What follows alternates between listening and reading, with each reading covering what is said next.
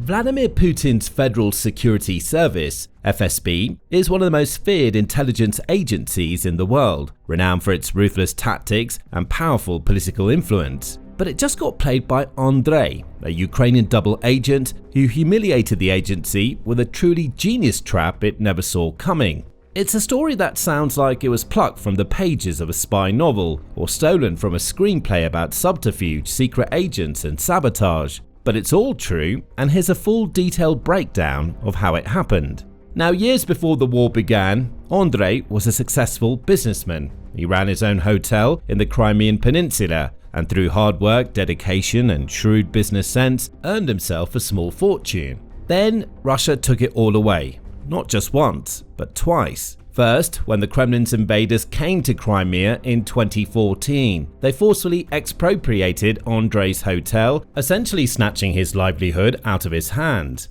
He managed to recover and was running another company in 2022 when the full-scale invasion began. Again, Russian soldiers interfered in Andrei's world, looting valuable building materials from his firm and leaving him wondering what to do with his life next.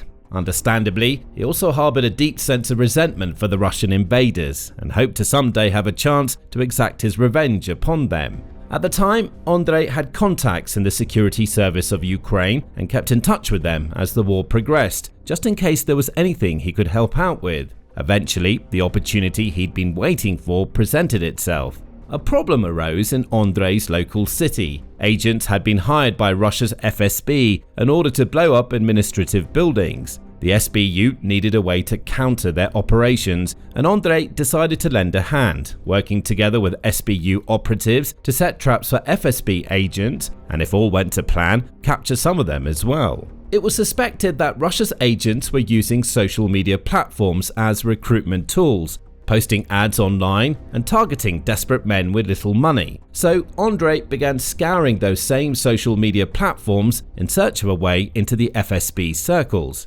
He soon found some of the FSB ads and started to understand how they operated. He learned that they would begin by offering relatively trivial, basic jobs on social media, like spray painting Nazi symbols on the sides of buildings or defacing public property with logos of Ukrainian national groups. Once an agent proved their worth with these relatively low-level tasks, they'd be able to work their way up the ranks, gaining more responsibility and being entrusted with more challenging and dangerous missions, like arson, with much higher payments for their services. Thanks to his background in business and negotiation, Andrei was able to skip the low-level grunt work, reaching out to the Russians and convincing them that he wasn't interested in any tasks for urban teenagers, as he recently put it to the Telegraph, demanding to move directly onto the more high-end, high-paying roles.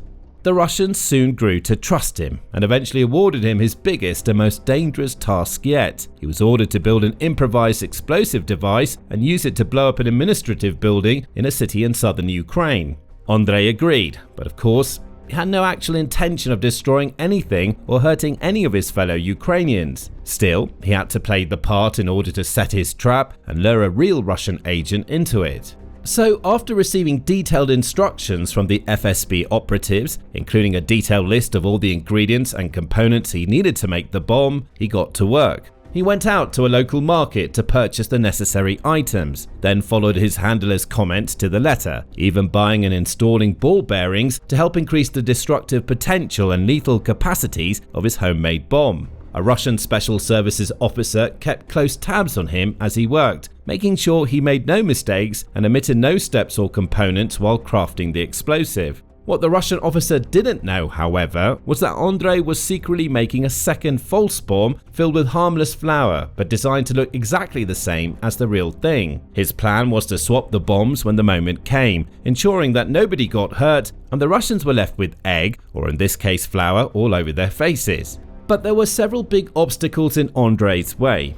First, there was always the risk of getting caught, either by the Russians themselves, who might decide to pay Andrei a visit to ensure he was following through on their orders, or by Ukrainian law enforcement, who could easily assume he was a real Russian agent and arrest him. If that happened, Andrei was confident that his connections in the SBU could help him avoid any further punishment, but it would still disrupt his secret scheme. Plus, if there were any Russian agents or traitors among the local law enforcement, they could have tipped the FSB off, as Andrei explained in an interview with the Telegraph.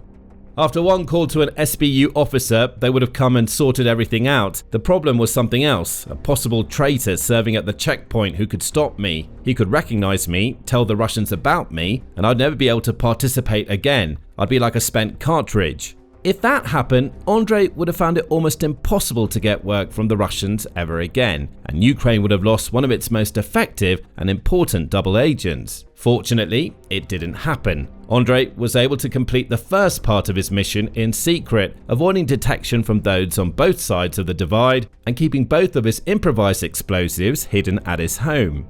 Then, however, he faced another challenge. The ultimate goal of his plan was to lay a trap and help Ukraine's SBU capture one or more of Russia's agents. But that wouldn't happen if he were the only one involved in both making the bomb and then planting it at the target location in the city. He needed to get someone else involved, a real Russian agent, someone who was loyal to the Kremlin cause and willing to hurt or even kill their fellow countrymen just for a quick cash payout. For that to happen, he had a big task ahead of him. He had to convince his FSB handler that while he may have been able to build the bomb, he wasn't ready to actually plant it. Once more, for this part of the operation, Andrei had to rely on his powers of persuasion, bringing out his inner businessman all over again and crafting a narrative strong enough to convince the Russian officer to bring in a third party. It took over a week. During that time, Andrei pleaded with the FSB officer not to make him plant the bomb. He knew that the explosion was intended to kill several dozen employees at the administrative building, but claimed he was not ready to get blood on his hands. He also professed plenty of false support and admiration for Russia, convincing the officer that he was loyal to the Kremlin and wanted to play his part, but that he just wasn't quite at the point of being able to kill people. It takes a lot to convince an FSB officer to change their mind or adjust their plans. These are people who are infamous for their brutality, carrying out Kremlin orders no matter the cost, with almost zero regard for the sanctity of life, and no interest in anything apart from robotically achieving their existing objective and moving on to the next. Very few people would even dare to try and argue with one of these officers, and even fewer would have succeeded without arousing at least some sort of suspicion or losing the trust of their handler in the process. But somehow, Andrei pulled it off. He convinced the FSB officer to bring in an additional agent and make some changes to their pre-existing plan. Now, instead of Andrei having to both make the bomb and plant it at the target building, he would simply need to hide it in a designated location. Another agent would then come along to collect the concealed package and deliver it the final miles to the target. That's exactly what happened. Andrei hid his bomb and texted the location to his handler. The Russians passed this information on to another of their trustees who arrived at the site to pick up the explosive. But there were two things the trustee didn't know. First, he had no idea that the bomb he collected was completely inoffensive, filled not with explosives and incendiaries, but a harmless kitchen staple.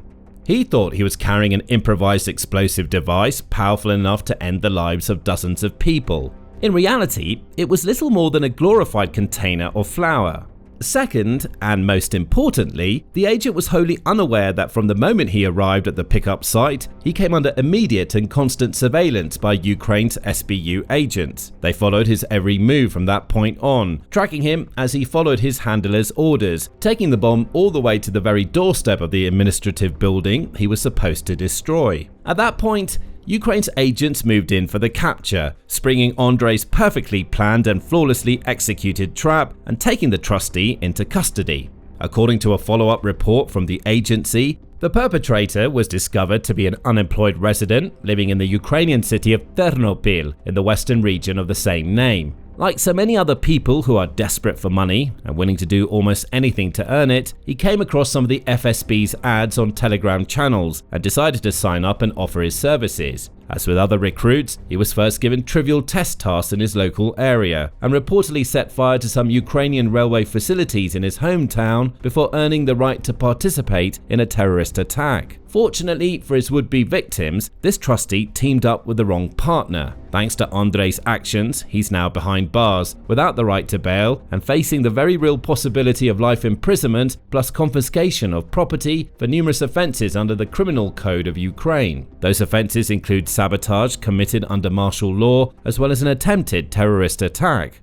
His bad decisions have left him in a world of trouble, with very little hope for any sort of future. Andrei, meanwhile, has the immense satisfaction of knowing he played his part in saving lives and humiliating the FSB all at once. You get great moral satisfaction when people could have died, but you distracted the attention of that rotten Russian office and used their resources. He's a true hero, and he has no intention of stopping his heroic acts anytime soon. Andrei continues to scour social media, flicking through job offers on his phone on a regular basis, eagerly awaiting his next opportunity to plan a trap and play the Russians at their own game. He encounters all sorts of proposals from FSB agents. Some are quite basic, like the aforementioned graffiti and vandalism jobs. These tend to pay only small amounts, though prices have risen in recent times as Russia attempts to ramp up its sabotage operations across Ukrainian territories in order to disrupt the country's society and sow seeds of corruption and confusion among its communities. Andrei notes, "They used to pay $3 per piece, but now the price has gone up." He also explains how these jobs work. First, an agent has to draw or paint the requested symbols, which might include swastikas or nationalist logos, on city walls or other locations selected by the Russians. Then they have to take photographs of their work and post them on a fake Ukrainian nationalist website created by Russia's intelligence agencies. Some of the tasks, however, are much more serious, with far graver consequences for all involved. And the FSB's adverts are often designed to be eye-catching and appealing for those in need of money fast. One ad, for example, begins with the headline, "Are you looking for a job with a flexible schedule and decent pay?" It goes on to introduce the type of work required: arson attacks on government buildings and draft offices across Ukraine. Then it lists a number of perks citing privacy, professional instruction, 24/7 support, and a high salary ranging from $1,000 to $5,000 for a single project as just some of the benefits. The post also notes that payment can be made via various means, including conventional card payments or cryptocurrencies, which are well known for being much more private and harder to track. The ad then goes to explain what's expected of the applicant, listing a series of possible targets for their arson attacks alongside the average payment for each one. An arson attack on a prosecutor's office, for example, is priced at $3,000, while post office attacks are $1,000 and SBU buildings earn the highest payment of $5,000. Other viable targets included in the list are police buildings, border control buildings, court buildings, draft offices, tax offices, and correctional facilities. The ad encourages applicants to share names and numbers of other people they feel could carry out these kinds of attacks, with the promise of a commission for every successful referral. Other ads strike a similar tone, with images of flames, dollar signs, and Ukrainian flags, coupled with headline messages like, "If you're brave and energetic, we have a job for you. You'll work for a few hours a day." The Kremlin is even said to be using drones to drop leaflets and paper ads in Ukrainian towns and cities in order to reach even more people and acquire more operatives, often focusing on impoverished areas where locals are more likely to be desperate and willing to turn against their own people for personal profit. It's all part of a pernicious Kremlin plan to create the illusion of some sort of resistance movement in Ukraine. If the FSB can recruit enough people to carry out arson attacks, spread Ukrainian nationalist iconography, and even commit terrorism, it paints a picture of a country at war with itself, a country crumbling from within with its own people turning against it.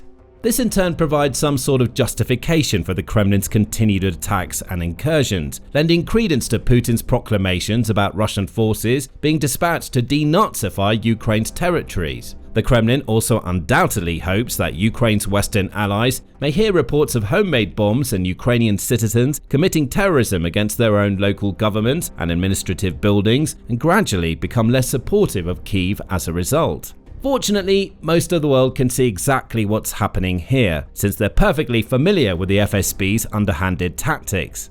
It's also encouraging to see that there are brave souls like Andrei who are willing to turn the tables on the Kremlin's intelligence agency. He's just one of numerous Ukrainian double agents doing their bit for the greater good, quite literally helping to save lives, catch terrorists, and foil the plans of their oppressors on a regular basis. And Andrei is proud of the work he does and the difference he makes. He does it all out of love for his country and his family, and was also driven to join the cause by the personal injustices he himself suffered at the hands of Russian occupiers in the past. At first, my friend who had left Ukraine asked me who had ordered me to start this activity. I could never understand that question. I'm doing this on my own free will because I fear for my family and my life since the enemy has invaded our land. In working with the FSB, Andrei has also learned a lot about how they operate and has been able to pass on invaluable intelligence to his contacts at the SBU.